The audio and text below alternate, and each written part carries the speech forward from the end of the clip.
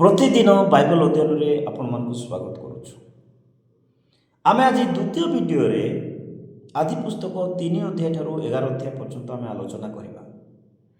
प्रथम वीडियो रे आमे आलोचना करिथिलु आदि पुस्तक 1 और 2 जहाँकि एक उत्तम सृष्टि विषय विवरण प्रदान करे, पुणी एक उत्तम सृष्टिकर्ता परिचय दिए।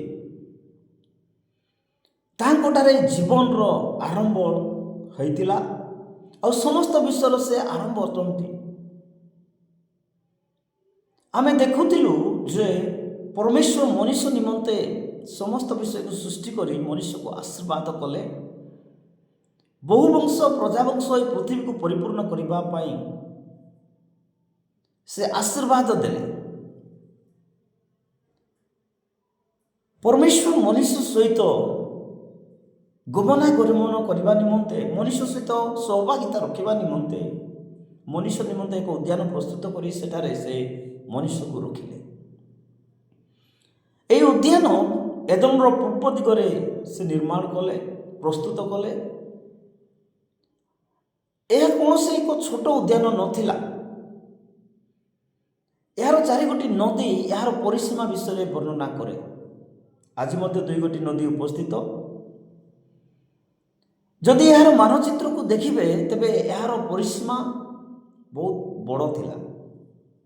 उद्यान रो मध्य स्थान रे 2 गोटी वृक्ष विषय आमने पढ़िथिलु। आ 2 गोटी वृक्ष जीवनदायक वृक्ष, फलर वृक्ष आउ सत सत ज्ञानदायक वृक्ष बा सत सत ज्ञानदायक फलर वृक्ष। ए 2 गोटी वृक्ष 2 गोटी विषय को दर्शाए।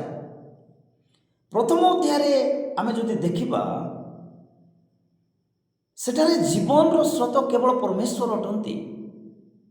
कौन सी वृक्षर फल खाइबा द्वारा मनुष्य अनंत जीवन प्राप्त हुए ना, किंतु ईश्वर निजे से जीवन वृक्ष अटंती।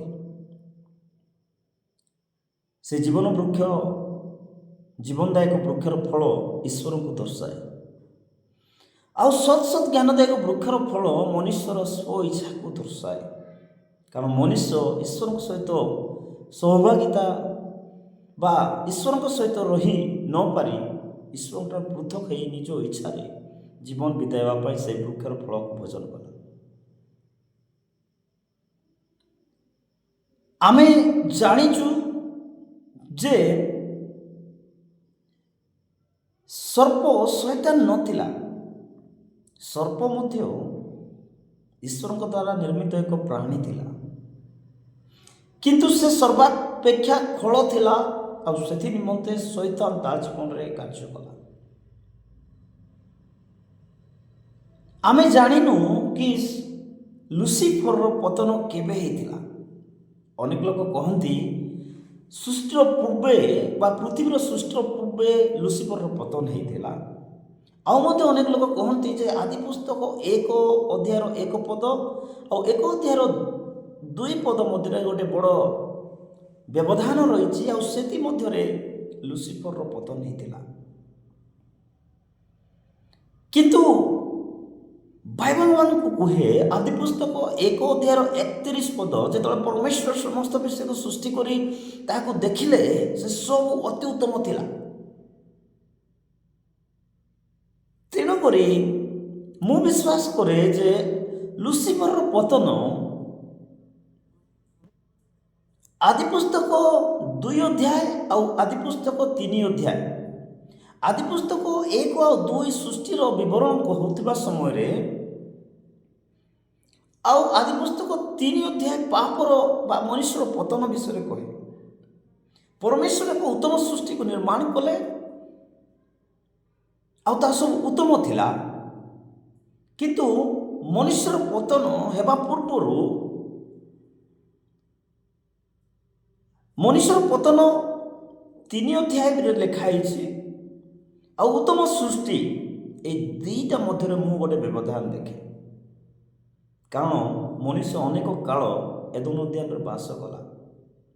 आमे जानिनु केते वर्ष आदम होबा एदम उद्यान रहिले, किंतु समान किछि वर्ष एदन उद्यान ବାସ କଲେ। ଆଉ ସେଇ ମଧ୍ୟରେ ଲୁସିଫରର ପତନ ହେଇଥିବାର ମୁଁ ବିଶ୍ୱାସ କରେ। ଲୁସିଫରର ପତନ କ'ଣ ପାଇଁ ହେଇଥିଲା?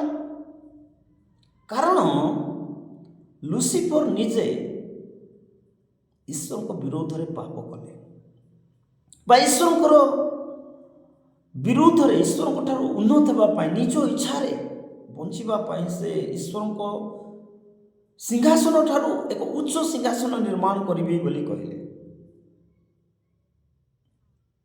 ତାଙ୍କଠାରେ ଗର୍ବ ପ୍ରବେଶ କଲା। ଆମେ ଜାଣିଛୁ ଯେ ପରମେଶ୍ୱରଙ୍କର ବାକ୍ୟ ଆମମାନଙ୍କୁ ଶିକ୍ଷା ଦିଏ। ଆଦି ପୁସ୍ତକ 1:1 ଆଦିରେ ପରମେଶ୍ୱର ସ୍ୱର୍ଗ ପୃଥିବୀର ନିର୍ମାଣ କଲେ। ପରମେଶ୍ୱର ସ୍ୱର୍ଗ ନିର୍ମାଣ କଲେ ଆଉ ତନ୍ମଧ୍ୟସ୍ଥ ସମସ୍ତ ବିଷୟ ପରମେଶ୍ୱର ସୃଷ୍ଟି କଲେ। କଲୋସ୍ୟ 1:16 ଦୃଶ୍ୟ କି ଅଦୃଶ୍ୟ ସମସ୍ତ ବିଷୟ ତାଙ୍କ ଦ୍ୱାରା ସୃଷ୍ଟି ହେଲା। ତାର ଅର୍ଥ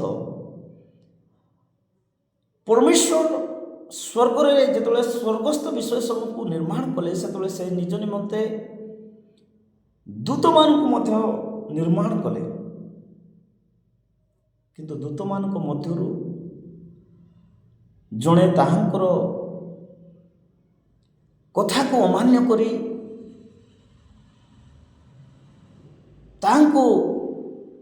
ତାହାଙ୍କଠାରୁ ଉନ୍ନତ ହେବା ପାଇଁ ନିମନ୍ତେ ଚେଷ୍ଟା କଲା।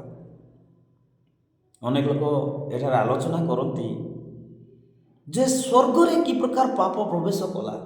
ପରମେଶ୍ୱର ତ ଉତ୍ତମ ସୃଷ୍ଟି ଉତ୍ତମ ଭାବେ ରଚନା କରିଥିଲେ, ତେବେ ସ୍ୱର୍ଗରେ କି ପ୍ରକାର ପାପ ପ୍ରବେଶ କଲା? ଆମେ ପାପ ଶବ୍ଦର ଅର୍ଥକୁ ବୁଝିବା ପାଇଁ ଚେଷ୍ଟା କରିବା। ପୁରାତନ ନିୟମରେ ପାପର ଶବ୍ଦ ଏବ୍ରି ଭାଷାରେ ଯାହା ଉଲ୍ଲେଖ କରାଯାଇଛି, କତାର ଅର୍ଥ ହେଉଛି ମିସିଂ ଦ ମାର୍କ, ଅର୍ଥାତ୍ ଗୋଟିଏ ପଥରୁ ଭିନ୍ନ ହେଇଯିବା, ଗୋଟିଏ ମାର୍ଗରୁ ଅଲଗା ହେଇଯିବା। ପରମେଶ୍ୱର ଗୋଟିଏ ମାର୍ଗ, ଗୋଟିଏ ପଥ ନିର୍ମାଣ କରିଥିଲେ। ଗୋଟିଏ ସିଷ୍ଟମ ପରମେଶ୍ୱର ବନାଇଥିଲେ ଯେ ଦୂତମାନଙ୍କୁ କି ପ୍ରକାର ରହିବାକୁ ହେବ, ମନୁଷ୍ୟମାନଙ୍କୁ କି ପ୍ରକାର ବଞ୍ଚିବାକୁ ହେବ, ପୃଥିବୀରେ ଆମମାନଙ୍କର ଜୀବନଶୈଳୀ କି ପ୍ରକାର ହେବ, ସମସ୍ତ ଜୀବଜନ୍ତୁର ଜୀବନଶୈଳୀ କି ପ୍ରକାର ହେବ, ପୃଥିବୀ କି ପ୍ରକାର ଚାଲିବ, ଏସବୁ ବିଷୟ ପରମେଶ୍ୱର ଧ୍ୟାନର ସହିତ ନିର୍ମାଣ କରିଥିଲେ। କି ପ୍ରକାର ସୂର୍ଯ୍ୟର ଚତୁର୍ଦିଗରେ ପୃଥିବୀ ବୁଲିବ, କି ପ୍ରକାର ଦିନ ଏବଂ ରାତି ହେବ, କି ପ୍ରକାର ବର୍ଷା ହେବ, ତ ପୁଣି ବର୍ଷା ହେଲା ପରେ କି ପ୍ରକାର ବୃକ୍ଷ ଗୁଡ଼ିକ ଭୂମିକୁ ସନ୍ତାରା କଲା ପରେ ସେଠାରୁ ଗଛ ଗୁଡ଼ିକ ହେବେ, ଆଉ ଫଳ ହେବ, ବୀଜ ହେବ, ପୁଣି ଗଛ ହେଇପାରିବ। ପରମେଶ୍ୱର ରିପ୍ରଡ୍ୟୁସନ ସିଷ୍ଟମକୁ ନିର୍ମାଣ କରିଥିଲେ। ପରମେଶ୍ୱର ମନୁଷ୍ୟକୁ ମଧ୍ୟ ସେ ପ୍ରକାର ଆଶୀର୍ବାଦ କରି କହିଲେ ପ୍ରଜାବନ୍ତ ବହୁ ବଂଶ ହୁଅ। ପରମେଶ୍ୱର ଆଉ ଥରେ ମନୁଷ୍ୟକୁ ମାଟିରୁ ନିର୍ମାଣ କରିବା ପାଇଁ ଚାହୁଁନଥିଲେ। ଗୋଟିଏ ମନୁଷ୍ୟକୁ ମାଟିରୁ ନିର୍ମାଣ କରି ତାଙ୍କର ନାସିକାରନ୍ଧ୍ରରେ ପ୍ରାଣବାୟୁ ପ୍ରବେଶ କରାଇଲେ, ତାକୁ ଜୀବିତ ପ୍ରାଣୀ କଲେ, ତା ନିମନ୍ତେ ବାସୋପଯୋଗୀ ପୃଥିବୀକୁ ବାସୋପଯୋଗୀ ବନାଇଲେ। ଏବେ ସେମାନଙ୍କର ରିପ୍ରଡ୍ୟୁସନ ସିଷ୍ଟମ, ସେମାନେ ପରସ୍ପର ସହିତ ସମ୍ପର୍କ ରଖି ବା ଶାରୀରିକ ସମ୍ପର୍କ ରଖି ସେମାନେ ମନୁଷ୍ୟକୁ ଆଉ ଥରେ ଜନ୍ମ ଦେଇପାରିବେ। ଠିକ୍ ସେ ପ୍ରକାର ବର୍ଷା ମେଘ ବର୍ଷିବ, ପୁଣି ତଳକୁ ଆସିବ, ନଦୀ ପରିପୂର୍ଣ୍ଣ ହେବ, ସମୁଦ୍ରକୁ ଯିବ, ତୈରୁ ସୂର୍ଯ୍ୟର ତାପରୁ ତାହା ବାଷ୍ପ ଭାବରେ ଉପରକୁ ଯିବ, ପୁଣି ମେଘ ହେବ। ଠିକ୍ ସେ ପ୍ରକାର ସମସ୍ତ ବିଷୟକୁ ପରମେଶ୍ୱର ସୃଷ୍ଟି କଲେ, ଆଉ ସେସବୁ ଉତ୍ତମ ଥିଲା। ଆଉ ସେଇ ରାସ୍ତାରେ ପ୍ରତ୍ୟେକ ଲୋକଙ୍କ ଜୀବନ ନିମନ୍ତେ କି ପ୍ରକାର ଚାଲିବାକୁ ହେବ ଏକ ମାର୍ଗ ନିର୍ମାଣ କଲେ। ସେଇ ପଥରୁ ବା ସେଇ ମାର୍ଗରୁ ବାହାର ହେଇଯିବା ହିଁ ପାପ ଅଟେ। କାତାର ଅର୍ଥ ମିସିଂ ଦ ମାର୍କ। ତା ଯାହା ଯେ ପ୍ରକାର କାରଣ ହେଇଥାଉ, ଗର୍ବ ହେଇଥାଉ, ଅହଙ୍କାର ହେଇଥାଉ, ଅନାଜ୍ଞା ହେଇଥାଉ, ଯାହା ବି ହେଇଥାଉ, ପରମେଶ୍ୱରଙ୍କର ରାସ୍ତା ଠାରୁ ଅଲଗା ହେବା ହିଁ ପାପ ଅଟେ। ଲୁସିଫର ଈଶ୍ୱରଙ୍କ ମାର୍ଗରୁ ଅଲଗା ହେଲା, ସେଥିପାଇଁ ପରମେଶ୍ୱର ତାଙ୍କ ଉପସ୍ଥିତିରୁ ବାହାର କଲେ। ଆଉ ମନୁଷ୍ୟ ମଧ୍ୟ ପରମେଶ୍ୱରଙ୍କର ଆଜ୍ଞାକୁ ଅମାନ୍ୟ କଲା। ଲୁସିଫର ଚାହୁଁଥିଲା ଯେ ମନୁଷ୍ୟକୁ ମଧ୍ୟ ପରମେଶ୍ୱରଙ୍କ ଠାରୁ ସେ ଅଲଗା କରିବ, କାରଣ ପରମେଶ୍ୱର ନିଜ ସହିତ ରହିବା ନିମନ୍ତେ ଦୂତମାନଙ୍କୁ ଆଉ ମନୁଷ୍ୟମାନଙ୍କୁ ନିର୍ମାଣ କଲେ। ଆଉ ସେମାନଙ୍କ ମଧ୍ୟରୁ 2 ଜଣ ବା 2 ପ୍ରକାରର ଜାତି ପ୍ରାଣୀ, ଦୂତ ଏବଂ ମନୁଷ୍ୟ ଉଭୟ ପାପ କଲେ, ଈଶ୍ୱରଙ୍କର ଅନାଜ୍ଞାବହ ହେଲେ, ଈଶ୍ୱରଙ୍କ ବିରୁଦ୍ଧରେ କାର୍ଯ୍ୟ କଲେ। ଅନାଜ୍ଞାବହତା ଏକ ଛୋଟ ପାପ ବୋଲି ଆମେ ଅନେକ ଥର ଭାବିଥାଉ, କିନ୍ତୁ ଅନାଜ୍ଞାବହତା ହେଉଛି ଈଶ୍ୱରଙ୍କ ବିରୁଦ୍ଧରେ ଠିଆ ହେବା ବା ଈଶ୍ୱରଙ୍କୁ ପ୍ରତିରୋଧ କରିବା। ଈଶ୍ୱର ନିଜେ ଆଜ୍ଞା ଦେଇ କହିଥିଲେ, ତୁମେ ଏହି ବୃକ୍ଷର ସତ୍ ଜ୍ଞାନଦାୟକ ବୃକ୍ଷର ଫଳ ଖାଇଲେ ମରିବ। ଆଉ ଈଶ୍ୱରଙ୍କର ଆଜ୍ଞାକୁ ଅମାନ୍ୟ କରିବାର ଅର୍ଥ ହେଉଛି କି ତୁମେ ଯାହା କହୁଛ କୁହ, ମୁଁ ତୁମ ସହିତ ବା ଆପଣଙ୍କ ସହିତ ମୁଁ ରହିବା ପାଇଁ ଚାହେଁ ନାହିଁ, ମୁଁ ମୋ ଇଚ୍ଛାରେ ବଞ୍ଚିବା ପାଇଁ ଚାହେଁ। ମନୁଷ୍ୟ ମଧ୍ୟ ଠିକ୍ ସେ ପ୍ରକାର କଲା। ଯେଉଁ ଶବ୍ଦ ମରିବା ଶବ୍ଦ ସେଠାରେ ବ୍ୟବହାର କରାଯାଇଛି, ଅନେକ ଥର ଆମେ ଆତ୍ମା ଆଉ ଶରୀର ଅଲଗା ହେବାକୁ ମୃତ୍ୟୁ ବୋଲି ଭାବିଥାଉ, କିନ୍ତୁ ପ୍ରକୃତ ମୃତ୍ୟୁ କ'ଣ? ପ୍ରକାଶିତ ବାକ୍ୟ ଆମମାନଙ୍କୁ ଜଣାଏ ଯେ ପ୍ରକୃତ ମୃତ୍ୟୁ ହେଉଛି ଈଶ୍ୱରଙ୍କ ଠାରୁ ଅଲଗା ହେବା। ଈଶ୍ୱରଙ୍କ ଠାରୁ ଅଲଗା ହେବା ହିଁ ପ୍ରକୃତ ମୃତ୍ୟୁ ଅଟେ। ଈଶ୍ୱରଙ୍କ ଠାରୁ ଅଲଗା ହେବା ହିଁ ପ୍ରକୃତ ମୃତ୍ୟୁ ଅଟେ। ଆଉ ଅନାଜ୍ଞାବହତା ହେତୁରୁ ମନୁଷ୍ୟ ଈଶ୍ୱରଙ୍କ ଠାରୁ ଅଲଗା ହେଇଥିଲା।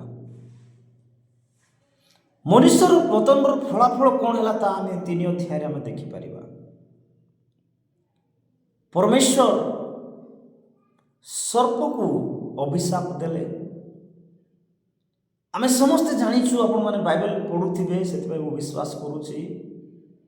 ଆଉ ସେ ଅଭିଶାପରେ ଏକ ସୁସମାଚାରକୁ ମଧ୍ୟ ଘୋଷଣା କଲେ, ତାହା ମଧ୍ୟ ମୁଁ ଆପଣମାନଙ୍କୁ ଜଣାଇବି। ମନୁଷ୍ୟର ପତନର ଫଳାଫଳ ପ୍ରଥମରେ ସର୍ପର ବଂଶ ବା ଶୈତାନ ଓ ନାରୀର ବଂଶ ବା ମନୁଷ୍ୟ ମଧ୍ୟରେ ଭୟର ଭାବ, ଶତ୍ରୁତା ଜାତ ହେଲା। ଦ୍ୱିତୀୟ ବିଷୟ, ଭୂମି ଶାପଗ୍ରସ୍ତ ହେଲା ବା ଏ ପୃଥିବୀ, ଏ ସୃଷ୍ଟି, ମନୁଷ୍ୟର ପାପର କୁପ୍ରଭାବ ଏ ପୃଥିବୀ ଉପରେ ପଡ଼ିଲା। ତୃତୀୟ ବିଷୟ, ଆମେ ଯଦି ଦେଖିବା ସେଇ ଅଭିଶାପରେ ପରମେଶ୍ୱର ଗୋଟେ ଆଶୀର୍ବାଦ, ଏକ ସୁସମାଚାର ଘୋଷଣା କଲେ, ଯାହା ମୁଁ କହୁଥିଲି କି ନାରୀର ବଂଶ ମଧ୍ୟରୁ ଜଣେ ଶୈତାନର ବା ସର୍ପର ମସ୍ତକକୁ ଆଘାତ କରିବ। ତାହା ଥିଲା ପ୍ରୋଟୋଗସ୍ପେଲ, ତାହା ଥିଲା ପ୍ରଥମ ସୁସମାଚାର ଯେ ଜଣେ ବ୍ୟକ୍ତି ଆସିବେ ଆଉ ଶୈତାନର ମସ୍ତକକୁ ଆଘାତ କରିବେ ଆଉ ତାକୁ ପରାଜୟ କରିବେ। ଆଉ ତାହା ଯୀଶୁଖ୍ରୀଷ୍ଟଙ୍କ ଦ୍ୱାରା କ୍ରୁଶରେ ତାହା ଘଟିଥିଲା। ଆଉ ଯୀଶୁଖ୍ରୀଷ୍ଟ ଶୈତାନକୁ ପରାସ୍ତ କରିଥିଲେ। ପାପର ପ୍ରତିଫଳ ସ୍ୱରୂପ ସେମାନେ ଈଶ୍ୱରଙ୍କ ଠାରୁ ପୃଥକ ହେଲେ। ଆଉ 4 ଅଧ୍ୟାୟରୁ ଆମେ ଦେଖିବା, ଆଦି ପୁସ୍ତକ 4 ଅଧ୍ୟାୟ, କି ସେଠାରେ କି ପ୍ରକାର ହେବଲ ଆଉ କଇନଙ୍କ ମଧ୍ୟରେ କଇନ ହେବଲଙ୍କୁ ହତ୍ୟା କରୁଛି। ପାପର ବୃଦ୍ଧି ହେଲା ଆଉ ତାହା ପାପର କୁପ୍ରଭାବ ଥିଲା। ପରମେଶ୍ୱର ନିଜେ ଆଦମକୁ ସୃଷ୍ଟି କରିଥିଲେ, ପୁଣି ଆଦମଙ୍କର ପୁଅମାନଙ୍କ ମଧ୍ୟରୁ ଜଣେ ନର ହତ୍ୟା କଲା। ତା ମଧ୍ୟରେ କ୍ରୋଧ ଜାତ ହେଲା। ମୁଁ ଆପଣମାନଙ୍କୁ କହୁଥିଲି ଏଇ ପାପ ଯେକୌଣସି ବିଷୟ ମଧ୍ୟ ହେଇପାରେ, କିନ୍ତୁ ପାପର ଅର୍ଥ ହେଉଛି ମିସିଂ ଦ ମାର୍କ। ପରମେଶ୍ୱର ବନେଇଥିବା ନିରୂପଣ କରିଥିବା ଏକ ପଥରୁ ଅଲଗା ହେବା ହିଁ ପାପଟେ। ଆଉ ପାପ ବୃଦ୍ଧି ହେବାକୁ ଆରମ୍ଭ ହେଲା। ପାପ ଦୁଷ୍ଟତା ପୃଥିବୀରେ ବୃଦ୍ଧି ହେଲା। ଦୁଷ୍ଟତା ବୃଦ୍ଧି ହେଲା। ଆମେ 6 ଅଧ୍ୟାୟରେ ଆମେ ଦେଖୁଛୁ, 4 ଅଧ୍ୟାୟକୁ ସମ୍ପୂର୍ଣ୍ଣ ଆମେ ବି ବର୍ଣ୍ଣନା କରିବା ନାହିଁ, କାରଣ ଆମେ ଏହାର ମୁଖ୍ୟ ବିଷୟ ଆଡ଼କୁ ଆମେ ଗତି କରୁଛୁ। 4 ଅଧ୍ୟାୟରେ କଇନ ଆଉ ହେବଲ ବିଷୟରେ ଲେଖା ହେଇଛି। 5 ଅଧ୍ୟାୟରେ ଆମେ ବଂଶାବଳୀ ବା ଆଦମଙ୍କର ବଂଶାବଳୀ ଦେଖୁ। ଆଉ 6 ଅଧ୍ୟାୟରେ ଆମେ ଯେତେବେଳେ ଆସୁ ସେତେବେଳେ ଆମେ ଦେଖିପାରିବା ଯେ ମନୁଷ୍ୟର ଦୁଷ୍ଟତା ବହୁତ ବୃଦ୍ଧି ପାଇଥିଲା। ଏଠାରେ ଏକ ପ୍ରଶ୍ନ ରହିଛି ଯେ ଏଠାରେ ବର୍ଣ୍ଣନା କରାଯାଇଥିବା ପରମେଶ୍ୱରଙ୍କ ପୁତ୍ରମାନେ କିଏ ଆଉ ମନୁଷ୍ୟମାନଙ୍କର କନ୍ୟାମାନେ କିଏ? ଅନେକ ଲୋକ ଏହା କୁହନ୍ତି ଯେ ପରମେଶ୍ୱରଙ୍କ ସନ୍ତାନମାନେ ଦୂତମାନେ, କିନ୍ତୁ ମୁଁ ଆଜି ଆପଣମାନଙ୍କୁ ସ୍ପଷ୍ଟ ଭାବେ କହିବା ପାଇଁ ଚାହେଁ ଯେ ପରମେଶ୍ୱରଙ୍କ ସନ୍ତାନମାନେ ବା 6 ଅଧ୍ୟାୟ ଆଦି ପୁସ୍ତକ 6 ଅଧ୍ୟାୟରେ 1 ପଦ ଆଉ 2 ପଦ ଲେଖା ହେଇଥିବା ଈଶ୍ୱରଙ୍କ ସନ୍ତାନମାନଙ୍କ ବିଷୟରେ କହେ ସେମାନେ ଦୂତ ନଥିଲେ। କାରଣ ଦୂତ ମାନେ କିମ୍ବା କୌଣସି ସ୍ପିରିଚୁଆଲ ବିଙ୍ଗ ସେମାନଙ୍କ ବିବାହ କରିପାରିବେ ନାହିଁ। ସେମାନେ ଦୁଷ୍ଟାତ୍ମା କିମ୍ବା ଭୂତାତ୍ମା ମଧ୍ୟ ନଥିଲେ। ସେମାନେ ତେବେ କିଏ ଥିଲେ? ପରମେଶ୍ୱରଙ୍କ ସନ୍ତାନମାନେ ଆମେ 5 ଅଧ୍ୟାୟର କଣ୍ଟିନ୍ୟୁଏସନ୍ ବା 5 ଅଧ୍ୟାୟକୁ ଯଦି ଆମେ ପଢ଼ିବା ତେବେ ଆମେ ଜାଣିପାରିବା ଯେ ଏହା ସେତର ବଂଶଧର ଥିଲେ। କାରଣ ଯେ ପ୍ରକୃତ ଲେଖକ ଅରିଜିନାଲ ରାଇଟର, ପ୍ରକୃତ ଲେଖକ ସେ କେବେ ମଧ୍ୟ ଅଧ୍ୟାୟ ବିଭାଜନ କରିନଥିଲେ କିମ୍ବା ପଦ ବିଭାଜନ ହେଇନଥିଲା। ତାଙ୍କର ଲେଖା ଅରିଜିନାଲ ମ୍ୟାନୁସ୍କ୍ରିପ୍ଟ ବା ପ୍ରଥମରେ ଯାହା ଲେଖାଯାଇଥିଲା ସେଠାରେ କଣ୍ଟିନ୍ୟୁଏସନ୍ ଲେଖା ହେଇଥିଲା। ବାଇବଲରେ ପଦ ବିଭାଜନ 1600 ଖ୍ରୀଷ୍ଟାବ୍ଦରେ ଆଉ ପଦ ବିଭାଜନ 1300 ଖ୍ରୀଷ୍ଟାବ୍ଦରେ ହେଇଥିଲା। ତେଣୁକରି ଆମେ ଯେତେବେଳେ ବାଇବେଲ ପଢ଼ିବା ତେବେ ଆମେ ସବୁ ବିଷୟକୁ ଲକ୍ଷ୍ୟ କରି ପଢ଼ିବା। ଯଦି କୌଣସି ବାଇବଲର ପଦ ମଧ୍ୟ ଆମେ ଗୋଟିଏ ଅଂଶକୁ ଉଠାଇନି ପ୍ରଚାର କରୁଛୁ ତେବେ ଆମେ ଜାଣିବା ଯେ ତାର ପୂର୍ବରେ କ'ଣ ଲେଖା ହେଇଥିଲା ଆଉ ଏହାର ସନ୍ଦର୍ଭ କଣ୍ଟେକ୍ସଟ କ'ଣ ଅଟେ। ତେଣୁକରି ଆମେ ଏଠି ଆମେ ଦେଖିବା ଯେ ସେମାନେ କୌଣସି ଦୂତ ନଥିଲେ, ସେମାନେ ସେତର ବଂଶଧର ଥିଲେ। ଆଉ ମନୁଷ୍ୟର ସନ୍ତାନମାନେ ମନୁଷ୍ୟର କନ୍ୟାମାନେ ଅନ୍ୟମାନଙ୍କୁ ବୁଝାଏ ଈଶ୍ୱରଙ୍କର ଲୋକମାନଙ୍କଠାରୁ ଭିନ୍ନରେ ରହୁଥିବା ଲୋକମାନଙ୍କୁ ବଞ୍ଚାଏ। କାରଣ ଏଇ ଯେଉଁ ବିଷୟ ଆମେ ଧ୍ୟାନ କରୁଛୁ ବା ଆଲୋଚନା କରୁଛୁ ଏହା ଅନେକ ବର୍ଷର ଘଟଣା ଅଟେ। ଆଉ ଆମମାନଙ୍କୁ ଯେତେବେଳେ ପଢ଼ୁ ଆମମାନଙ୍କୁ ଲାଗିବ ଯେ ଏଇ ଘଟଣା ସାଙ୍ଗେ ସାଙ୍ଗେ ହେଇଛି, କଇନର ପତନ ପରେ ପରେ ହେଇଛି, ଆଉ ସେଠି କୌଣସି ମନୁଷ୍ୟ ନଥିଲେ ଏ ପ୍ରକାର ଆମମାନଙ୍କୁ ଲାଗିଥାଏ। ସେଠାରେ କଇନର ବଂଶ ଥିଲେ ଆଉ ଆଦମଙ୍କର ଅନେକ ପୁତ୍ର ସନ୍ତାନ କନ୍ୟାମାନେ ଥିଲେ। ଆଉ ସେମାନଙ୍କ ମଧ୍ୟରୁ ଅନେକ ଲୋକ ଈଶ୍ୱରଙ୍କ ଠାରୁ ଅଲଗା ହେଇଥିଲେ, ପାପର ପତନ ହେଇଥିଲେ। ଆଉ ପାପରେ ପଡ଼ିଥିବା ବା ପାପରେ ପତନ ହେଉଥିବା ବଂଶମାନଙ୍କ ମଧ୍ୟରେ ସମସ୍ତଙ୍କର ବିଷୟ ବାଇବଲରେ ଲେଖା ନାହିଁ। କାରଣ ବାଇବଲ ଗୋଟେ ଥିମ୍, ଗୋଟିଏ କାହାଣୀକୁ ସେ ଫୋକସ୍ କରି ଲକ୍ଷ୍ୟ କରି ବାଇବଲର ପ୍ରତ୍ୟେକ ପୁସ୍ତକ ଲେଖାଯାଇଛି।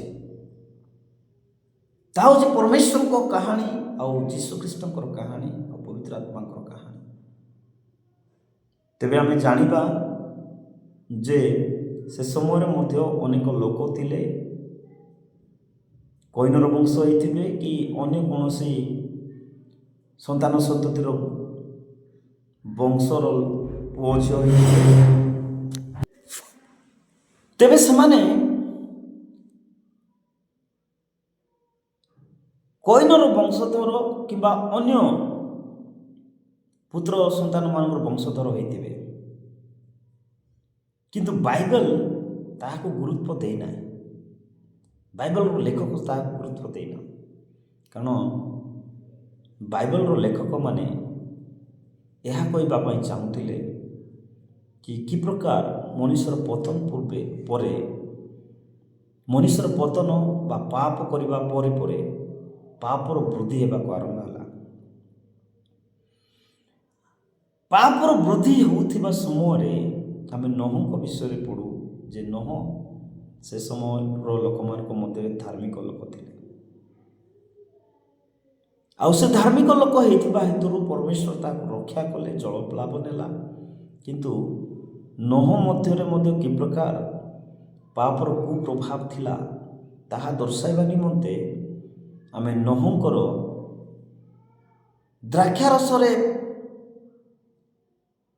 ଦ୍ରାକ୍ଷାରସ ପାନ କରି କି ପ୍ରକାର ସେ ଉଲଙ୍ଗ ହୋଇ ଶୋଇଥିଲେ, ଆଉ ତାର ପୁତ୍ରମାନଙ୍କ ମଧ୍ୟରୁ ତାହାକୁ ଜଣେ ଦେଖି ଅନ୍ୟ ଦୁଇ ପୁତ୍ରକୁ ସେମାନେ କହିବାକୁ ଗଲେ। ମନୁଷ୍ୟ ମଧ୍ୟରେ ବା ନୋହଙ୍କ ମଧ୍ୟରେ ମଧ୍ୟ ସେ ପାପର କୁପ୍ରଭାବ ରହିଲା, କିନ୍ତୁ ପରମେଶ୍ୱର ନୋହଙ୍କ ସହିତ ମଧ୍ୟ ଏକ ପ୍ରତିଜ୍ଞା କଲେ। ତାହାର ବଂଶକୁ ଆଶୀର୍ବାଦ କରିବାର ପ୍ରତିଜ୍ଞା ଯାହାକି ଆଦମଙ୍କ ସହିତ କରିଥିଲେ, ସେ ପ୍ରତିଜ୍ଞା ନୋହଙ୍କ ସହିତ ରିପିଟ୍ କଲେ। କାରଣ ପରମେଶ୍ୱର ସେ ନିଜେ ମନୁଷ୍ୟକୁ ଜଣାଇବା ପାଇଁ ଚାହୁଁଥିଲେ କି ପରମେଶ୍ୱର ବିଶ୍ୱସ୍ତ ଅଟନ୍ତି ତାଙ୍କର ପ୍ରତିଜ୍ଞାକୁ ରକ୍ଷା କରିବା ନିମନ୍ତେ। ଅଥଚ ମନୁଷ୍ୟ ନିଜର ପ୍ରତିଜ୍ଞାକୁ ଅନେକ ଥର ଭାଙ୍ଗିଥାଏ, ଈଶ୍ୱରଙ୍କ ଠାରୁ ପୃଥକ ହୋଇଥାଏ, ଈଶ୍ୱରଙ୍କ ଠାରୁ ଦୂରକୁ ଚାଲି ଯାଇଥାଏ। କିନ୍ତୁ ପରମେଶ୍ୱର କି ପ୍ରକାର ତାଙ୍କ ସହିତ ରହିବା ପାଇଁ ସେ ମନୁଷ୍ୟକୁ ସୃଷ୍ଟି କରିଥିଲେ। ଆମେ 11 ଅଧ୍ୟାୟକୁ ଯଦି ଯେତେବେଳେ ଯିବା, ସେଠାରେ ସମ୍ପୂର୍ଣ୍ଣ ଭାବେ ମନୁଷ୍ୟ ଏକତ୍ର ହୋଇ ଈଶ୍ୱରଙ୍କ ବିରୁଦ୍ଧରେ ବା ଈଶ୍ୱରଙ୍କର ପଥ ବିରୁଦ୍ଧରେ ଏକତ୍ର ହେଲେ ଆଉ ଏକ ଗଢ଼ ନିର୍ମାଣ କରୁଥିଲେ। ଗୋଟିଏ ସାଙ୍ଗରେ ୟୁନାଇଟେଡ୍ ହେବା ଭଲ ବିଷୟ, କିନ୍ତୁ ମନ୍ଦ କାର୍ଯ୍ୟ ନିମନ୍ତେ ସମସ୍ତେ ଏକତ୍ରିତ ହେଲେ ଆଉ ପରମେଶ୍ୱର ସେଠାରେ ଓହ୍ଲାଇ ଆସି ସେମାନଙ୍କର ଭାଷାକୁ ଭିନ୍ନ କଲେ। ଆଉ ତାପରେ ଆମେ 12 ଅଧ୍ୟାୟରେ ଦେଖିବା ସେଇ ପାପମୟ ଜଗତରୁ ଏକ ବ୍ୟକ୍ତିକୁ ମନୋନୀତ କଲେ, ତାଙ୍କ ନାଁ ହେଉଛି ଅବ୍ରାହମ। ଆମେ ଆସନ୍ତା ଭିଡ଼ିଓରେ ଆଲୋଚନା କରିବା ଅବ୍ରାହମଙ୍କ ବିଷୟରେ, କିନ୍ତୁ ଏ ଭିଡ଼ିଓକୁ ସମାପ୍ତ କରିବା ପୂର୍ବରୁ ମୁଁ ଆପଣମାନଙ୍କୁ କହିବା ପାଇଁ ଚାହେଁ, ଆପଣମାନେ ଧ୍ୟାନ ରଖିବେ ପରମେଶ୍ୱର ଉତ୍ତମ ସୃଷ୍ଟିକୁ ନିର୍ମାଣ କଲେ, ଆଉ ସେ ଜଣେ ଉତ୍ତମ ଆଉ ବିଶ୍ୱସ୍ତ ପ୍ରତିଜ୍ଞାକୁ ରକ୍ଷା କରିବା ପରମେଶ୍ୱର ଅଟନ୍ତି। He is faithful to keep his promises. ଆଉ ସେ ଯାହା ପ୍ରତିଜ୍ଞା କରିଥିଲେ ତାହା ସେ ରକ୍ଷା କଲେ। ଆଉ ସେ ପୁନର୍ବାର ଏକ ନୂଆ ମିଶନ ଆରମ୍ଭ କରିବା ପାଇଁ ଯାଉଛନ୍ତି। ଆମେ 12 ଅଧ୍ୟାୟରୁ ଆମେ ଦେଖିପାରିବା ଯେ ପରମେଶ୍ୱର ଗୋଟେ ନୂଆ ମିଶନ ଆରମ୍ଭ କରିବେ, ଅବ୍ରାହମକୁ ଡାକିବେ ଆଉ ଅବ୍ରାହମ ଠାରୁ ପୃଥିବୀର ସମସ୍ତ ଗୋଷ୍ଠୀକୁ ଆଶୀର୍ବାଦ କରିବାର ଏକ ଯୋଜନା କରିବେ। ତ ଆମେ ଏଠାରେ ଦେଖିଲୁ ଯେ କି ପ୍ରକାର ମନୁଷ୍ୟର ପତନ ପରେ ପାପର ବୃଦ୍ଧି ହେଲା। ଏ ମଧ୍ୟରେ ଅନେକ ବିଷୟ ରହିଛି, ଅନେକ କାହାଣୀ ରହିଛି, ଯେ ପ୍ରକାର କୈନ ଆଉ ହେବେଲର କାହାଣୀ ଆମେ ସମ୍ପୂର୍ଣ୍ଣ ବର୍ଣ୍ଣନା କରିନାହୁଁ। ନୋହଙ୍କର କାହାଣୀ, ଏ ମଧ୍ୟରେ ଅନେକ ପ୍ରଶ୍ନ ମଧ୍ୟ ଆପଣଙ୍କୁ ଆସିପାରେ, ଆପଣମାନେ ପଚାରିପାରନ୍ତି, ଆପଣମାନେ କମେଣ୍ଟ କରିପାରନ୍ତି। ଆଉ ଆମେ ସମସ୍ତେ ମିଶି ବାଇବେଲ ଅଧ୍ୟୟନ କରିବା ଆଉ ଆମେ ଶିଖିବା ଆଉ ଲାଭ ପାଇବା। ପ୍ରଭୁ ଆଶୀର୍ବାଦ କରନ୍ତୁ। ଆମେନ୍।